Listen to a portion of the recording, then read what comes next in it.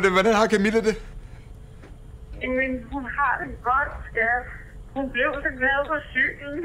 Og Lasse han løb efter hende og holdt hende under armene. Og skat, nu cykler hun simpelthen uden støttehjul. Gør hun det?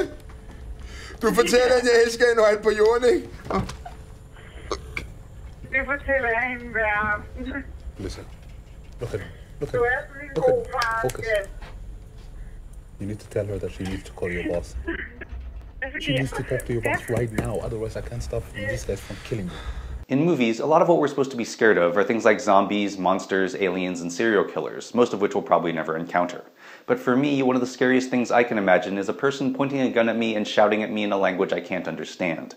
It's a fear brought to life in the excellent, visceral, bare-bones thriller A Hijacking, a film about a freighter hijacked by Somali pirates in the Indian Ocean and the painful, drawn-out negotiations between the pirates and the CEO of the Danish company that owns the ship, with the terrified crew reduced to little more than bargaining chips. Told in Danish and English and inspired by the real-life hijackings of Danish-owned freighters in 2007 and 2008, A Hijacking takes you back and forth between the hijacked ship, the MV Rosen, and the Danish company where the hostage negotiations are being planned. On the ship, we follow the cook, Miguel, played by Pelu Asbæk, a likable family man who reluctantly becomes the hostage's liaison with the pirates when the ship's captain is taken ill. In Denmark, we track the CEO of the shipping company, Peter Ludvigsen, played by Søren Malling, a stone-faced dealmaker who goes against the counsel of a hijacking specialist, played by Gary Porter, and makes the unusual and possibly dangerous decision to handle the communications with the pirates himself instead of bringing in a professional. The pirates are represented by Omar, played by Abdihakin Asgar, who stridently maintains that he isn't a pirate but is only acting as their translator and negotiator.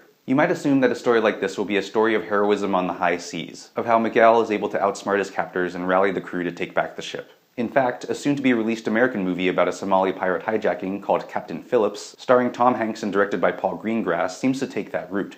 But instead, A Hijacking is about the maddening grind that these pirate kidnappings often end up being, with offers and counteroffers sent via sporadic satellite phone exchanges over months, as tensions and frustrations slowly rise, with neither side willing to budge even though both sides just want the ordeal to end.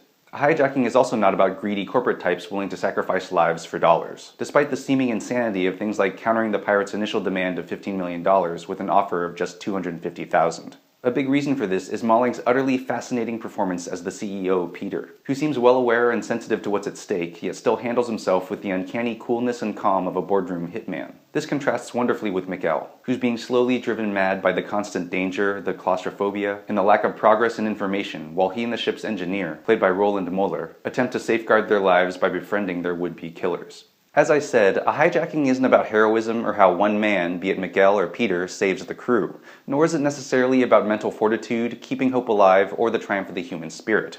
As the title of the film says, this is about a hijacking, probably very similar to the many hijackings that happen every year, but are purposefully kept out of the news to keep public opinion from influencing negotiations. What you're left with is a tense, unnerving, slow-motion thriller where you, like the hostages and the negotiating team in Denmark, never know what's coming next, where the best or worst-case scenario could happen at any moment. It's no wonder A Hijacking has been such a hit on the festival circuit, to the point that I don't think a similar film, even one made by one of Hollywood's most respected action directors and featuring Hollywood's biggest star, will really have much to add. I'm Jonathan Kim, and this is a ReThink Review.